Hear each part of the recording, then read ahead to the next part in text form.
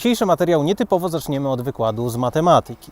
3 cylindry pod maską, 5 drzwi, 7 czy też 7, specjalna wersja wyposażenia oraz 164 tysiące. Tak, to cena tego malucha, ale spokojnie, bo według mnie w tym szaleństwie jest metoda. Zapraszam na dzisiejszy test Mini Coopera.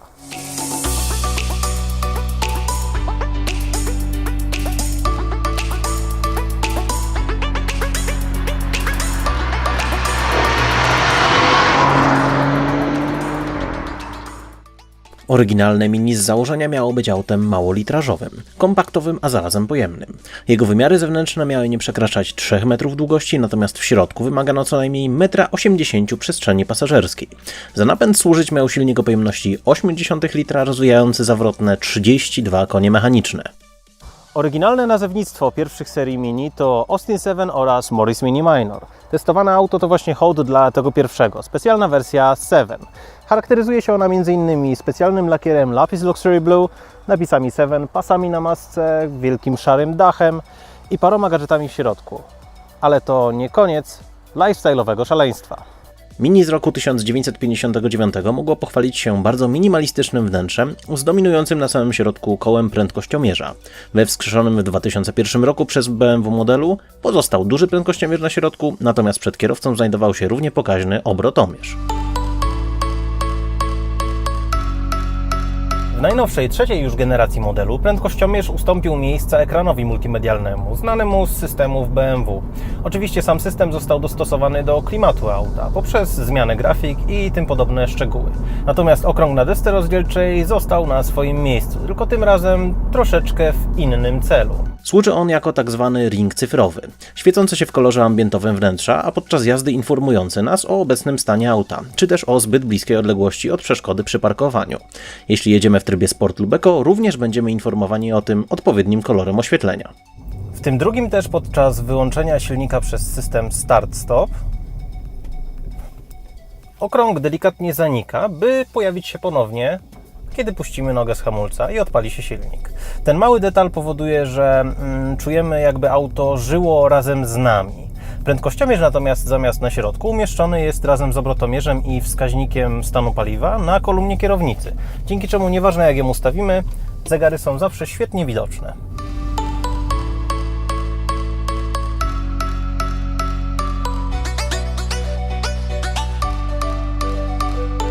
Przyciski we wnętrzu, mimo że wykonane z plastiku, robią rewelacyjne wrażenie oldschoolu. Czuje się tą fizyczność podczas obcowania z samochodem powoli coraz bardziej zanikającą w dobie rozwiązań wymagających ekranów dotykowych. Lifestyle'owe doznania wylewają się z tego auta wiadrami, natomiast mnie frapuje co innego.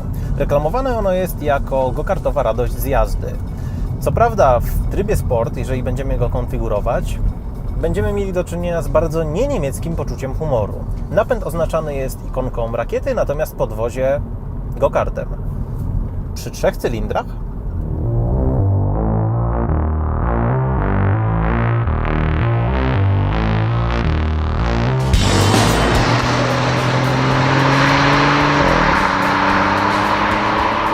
To 36 koni mechanicznych i 220 Nm momentu może nie brzmi na papierze zbyt dobrze, ale setka w 8 sekund i ta elastyczność tej jednostki naprawdę potrafi niejednego zaskoczyć.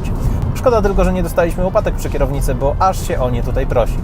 Zapowiadana go-kartowa radość z jazdy natomiast nie jest tylko pustym sloganem marketingowym. Mini Cooper bardzo chętnie wgryza się w zakręty, a sam układ kierowniczy daje bardzo przyjemny, duży opór, chociaż przy szybszej jeździe zdałoby się nieco więcej precyzji.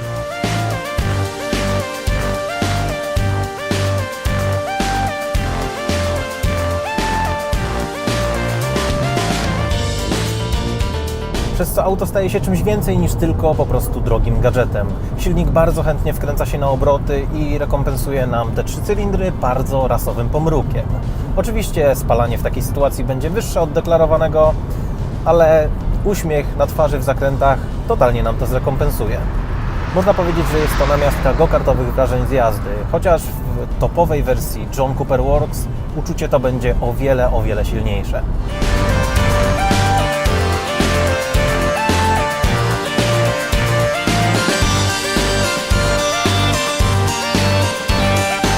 No ale pomówmy też o przyziemnych, codziennych sprawach. Auto na trasie spali w okolicach 5,5 litra, w mieście i na autostradzie będzie to wynik o 2 litry wyższy.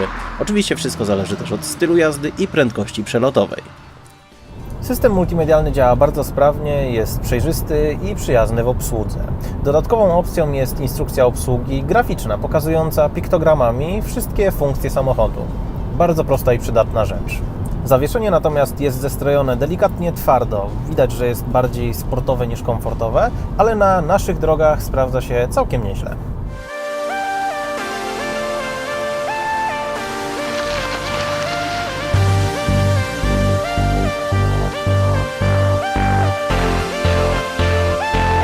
Nie można też się przyczepić do wykonania wnętrza. Wszystko jest relatywnie miękkie i jedyna rzecz, która mi zawadza, to lewy podłokietnik kierowcy. Jest zdecydowanie twardszy niż podłokietnik środkowy, przez to po przejechaniu dłuższej trasy odczułem to na lewym łokciu.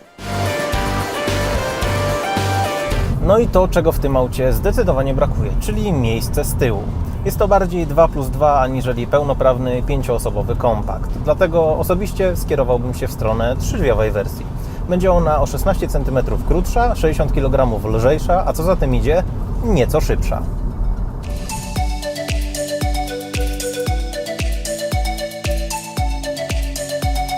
Sam bagażnik, mimo że foremny, raczej przeznaczony jest do niewielkiego ładunku.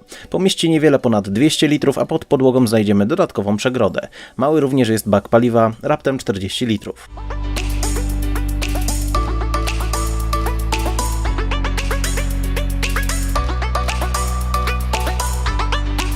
Dlatego Mini Coopera nie można w jasny sposób sklasyfikować i porównać z innymi kompaktami na rynku. To auto jedyne w swoim rodzaju, tak jak New Beetle czy też Fiat 500. Odrodzone legendy. Kwota zakupu, jakkolwiek wysoka, 164 000 złotych, wynika z tego, że zaznaczone zostały praktycznie wszystkie opcje dostępne do tego samochodu. Standardowo Mini kupimy z silnikiem 1.2 o mocy 102 koni mechanicznych za 80 000 złotych. Jeżeli chcemy mieć 1,5-litrowy 3-cylindrowy silnik, taki jak mamy pod maską, przyjdzie nam dopłacić 10 000 złotych więcej. Dlatego też jeśli ktoś kocha Mini Coopera, nowe wcielenie go nie zawiedzie. Nie jest to racjonalny wybór, ale czy ktoś powiedział, że taki ma być?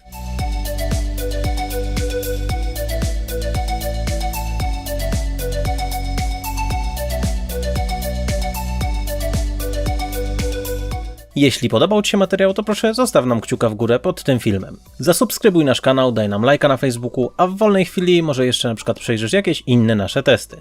Dzięki za dzisiaj i do zobaczenia.